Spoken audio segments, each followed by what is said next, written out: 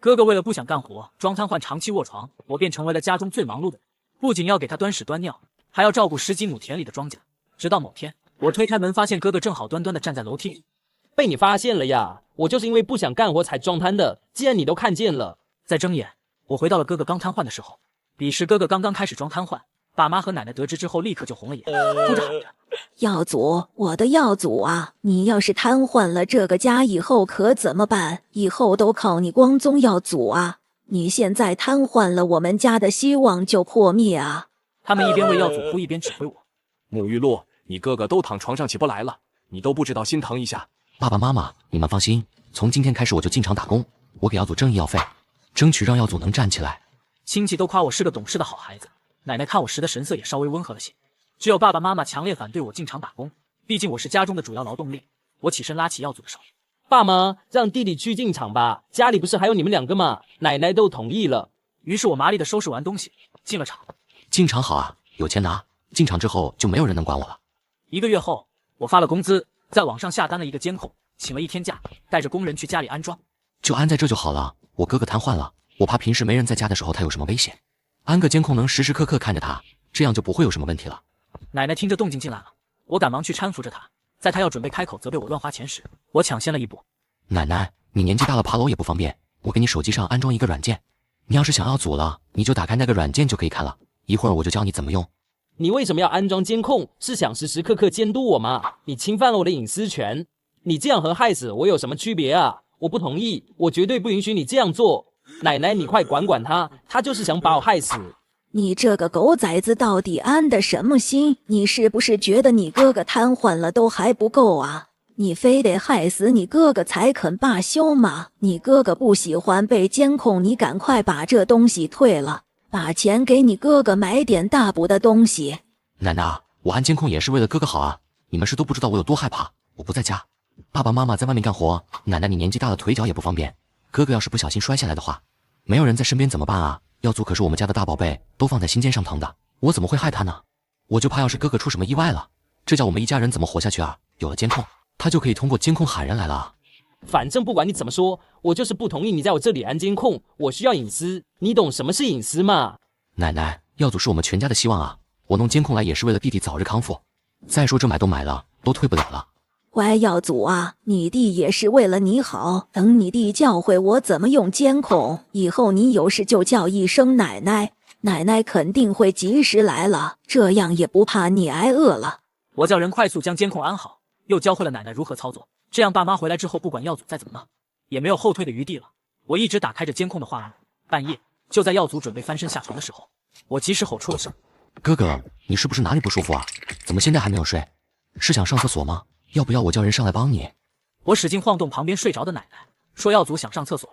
不是想上厕所吗？怎么不上啊？我就是突然没感觉了。你看奶奶，监控好使吧？有什么异常第一时间就能发现了。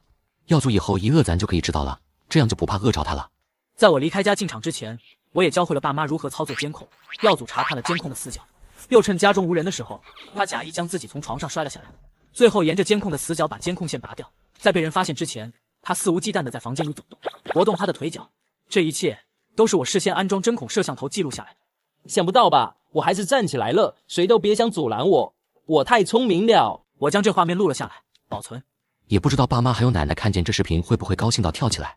耀祖正准备打开房门走出房间，我赶忙拨通了电话，看见来电是我，他的脸色黑了黑。我看监控掉线了，你没事吧？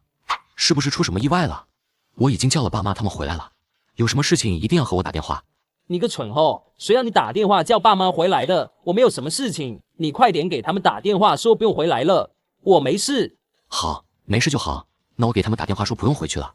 监控里，耀祖松了口气又起身，我勾起唇角，打电话肯定会打的，至于来不来得及我就不知道了。耀祖刚打开门，就听见楼下传来的声音，他立刻弹跳上床，连门都忘了关。三人气喘吁吁爬上楼，一心关心耀祖。没事吧，我的大孙子？你怎么出了这么多汗啊？这监控断了，我们都没办法看见你了，你还好吧？我不是让我弟给你们说了我没事吗？怎么都回来了？你弟给我们打电话的时候，我们都到家门口了，想着干脆来看一看你，顺便看看这监控怎么回事，不然也无心干活啊。这插头怎么掉了？他将插头插上，打开手机连接好之后，又将监控对准了耀祖的床。耀祖，房间里有人来过吗？没有吧？检查完耀祖之后，三人又出了门。我看准时机，给我爸打去电话。爸，耀祖没事了吧？我刚看监控都可以看了，怎么回事啊？插头掉了，我刚给插上了。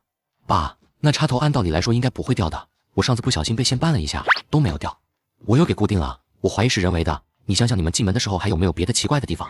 我想起来了，进去的时候耀祖的房门是开着的，我早上给耀祖送饭绝对关了门。经过这件事情，耀祖便再也不敢趁着没人的时候拔掉监控站起来了。起初他是想装一段时间便不装了，后来他发现自己躺在床上每天有人照顾，时间长了，他好像也真的以为自己瘫了，每天就一动不动地躺在床上。我妈告诉我说她找到一所私立医院，可以专门为弟弟医治他的瘫痪，但要花40万才行，家里拿不出那么多钱来。话里话外的意思就是想让我出钱。我打开工资卡，3位数的余额格外显眼。厂里效益不好，我又是刚去的，这个月工资就给了1000多块，我上次买监控就花了800多，现在我只剩这么点钱了。我妈不信，觉得我私吞了工资。我让她给我们厂里财务大姐打电话问我，得到的回答却是工资就那么多，不想要就滚回家。我累死累活干了1个月的工资，又怎么能落到这个？想要将我啃得连骨头都不剩的家里呢？我又斥巨资买了一个针孔摄像头，将它安装在吃饭的地方。果然安装完的当天晚上，我就听到了一个秘密。今天小崽子回来了，说下个月会涨工资，到时候拿了工资都给耀祖用，还让我借他200买件厚衣服穿。他1个月能挣多少钱啊？也别打工了，我今天去喝酒，旁边村有个招赘的，彩礼给30万，就是年龄有点大，56岁。年纪大好疼人啊！再说玉露不也挺大的嘛，也该成家了，他2人还挺配的。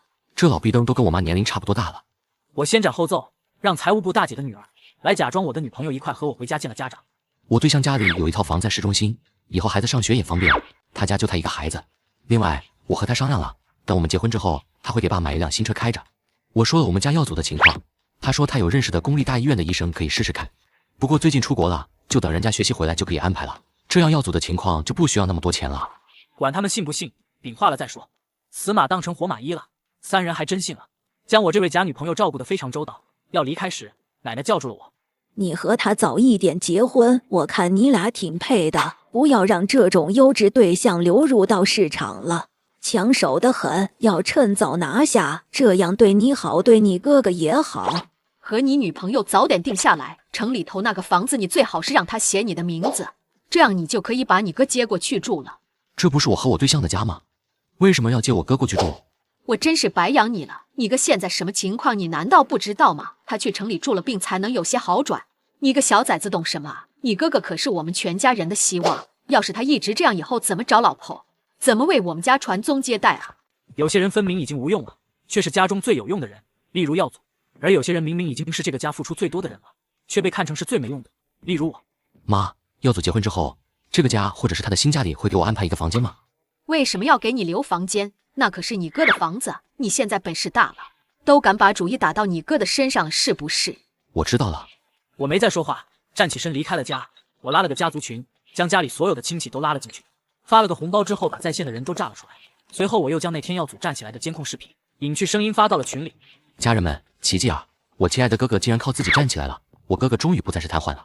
让我们大家一起欣赏我哥的走路视频吧。监控视频里，只见耀祖费尽心思把自己摔倒在地，随后爬去将监控插头扯掉，紧接着就像个正常人一样站起来了。不少亲戚都在艾特我的爸妈说恭喜。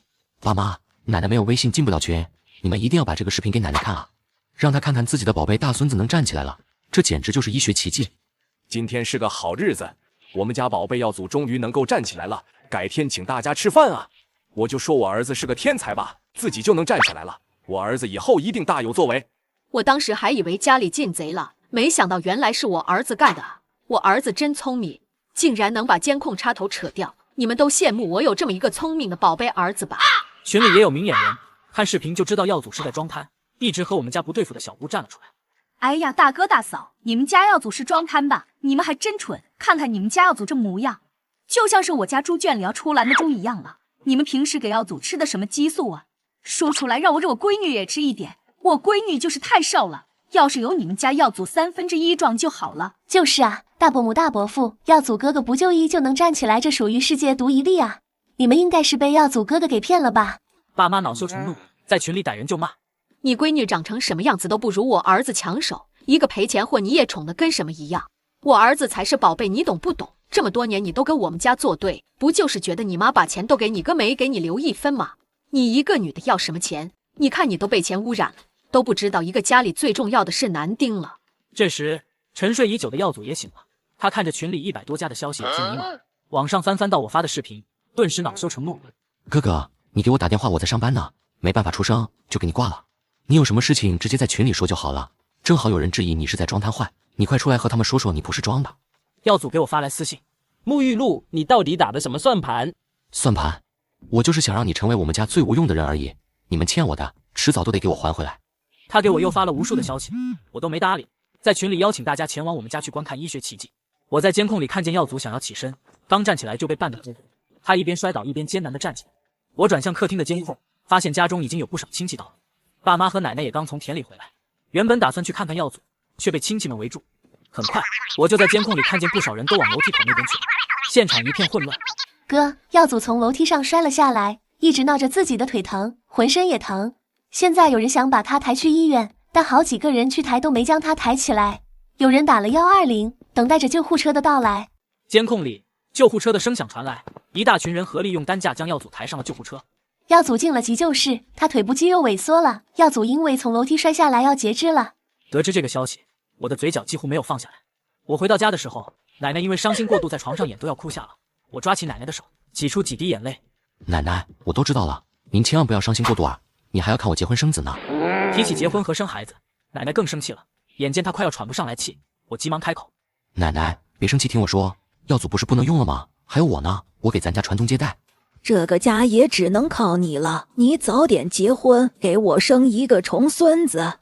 我又去了耀祖的病房，耀祖一见到我就指着我骂：狗东西，都是你的错！你要是不把视频发出来，我就不会摔下楼，真的瘫痪了。都是你的错，我要嘎了你！耀祖想起身，却动弹不了。我当着他的面对着爸妈说：我和奶奶说过了，现在我就是咱们家唯一传宗接代的人了。你终究是捡来的。捡来的怎么了？或者你们还有别的办法吗？比如让耀祖重振雄风，或者你们再生一个儿子。要是你们还能生得出来的话。爸妈都说不出来话，直愣愣地看着我。这不就对了？那你们只能对我好一点了，毕竟我现在是这个家中最有用的人了。沐浴露，我要嘎了你！你压根不配，我才是这个家中的宠儿，你就是应该一辈子照顾我的。你现在就是一个立不起来的废人，300多斤的体重了，胖得像一头猪一样。你真的当别人看不出来你之前是在装瘫痪吗？你自己为什么装瘫痪要我说出来吗？我没装，我是真的瘫痪动不了。你是害怕干活才装的，你觉得每天都有人在指使你干活，你不想干觉得烦，你才出此下策的。可是你究竟干什么活了？你爸妈打我工资的主意就是为了给你治病，可是你怎么样对他们的呢？你只是一味觉得他们烦而已，想让他们照顾你一辈子。说完，我离开了病房，身后跟着的还有我的爸妈。我突然就被爱了，在家我成了香饽饽，我不用再去厂里了，也不用再下地干活了。而耀祖那边，除了送饭给他，几乎没人照顾。那天医院给我打来电话的时候，我正在吃饭。李耀祖因为摔倒在地没人发现，去世了。安排烧了就好。我没有刻意瞒下哥哥死亡的消息，我将他的骨灰盒放在家中。妈妈在打扫卫生的时候看见，问我这是什么。骨灰盒，李耀祖的。终归是他生下来的儿子。他抱着骨灰哭了一场之后大病不起，当晚他就疯了。我将他送进了精神病院。奶奶和爸爸得知耀祖的死并没有太大的反应。是啊，谁对他们有利，谁能让他们李家传宗接代，那么谁才是最有价值的。可人怎么能用价值高低来评论？伤害我的人都应该付出相应的代价，这样才算是有效的重生，不是吗？我在奶奶的每一件衣服里面都塞了耀祖的黑白遗照。奶奶在经历了几次之后便彻底卧床不起了。我每天都在她面前提起耀祖。也不知道耀祖在下面过得好不好，终究是我的哥哥，我真是担心他。要是在下面没钱怎么办？奶奶，晚上我们去给耀祖烧一点纸吧。耀祖要是在家就好了，他要是健健康康的，那家里就有劳动力了，这样爸爸就不会这么辛苦了，妈妈也不会进精神病院，而奶奶你也不会躺在床上起不来了。奶奶死了，我和爸爸将奶奶和耀祖的骨灰一起埋在地里。爸爸跪下给奶奶磕头，我没跪。他要起来的时候，我一把按住了他。你知道吗？我永远都不会原谅你们的，懂吗？这样才算是对得起我。这些天我吃得好，胖了不少，又加上在厂里为了挣最多的工资，主动去干最重最脏的活，我的力气比爸爸的更大，他挣脱不了，抬不起头。你为什么要这样做？耀祖瘫痪是你造成的吧？你妈妈也是你逼疯的，你奶奶也是你逼死的，对吗？我们难道不是一家人吗？不对哦，耀祖是自己摔下来死的，你们都看见了。奶奶是自身有病才死的，妈妈是受不了打击自己疯的，一切都和我没有关系哦。你问我为什么要这样做，那当然是你们值得啊。你们把我当成一家人看了吗？爸爸也疯了，我将自己的户口迁出，彻底自由了。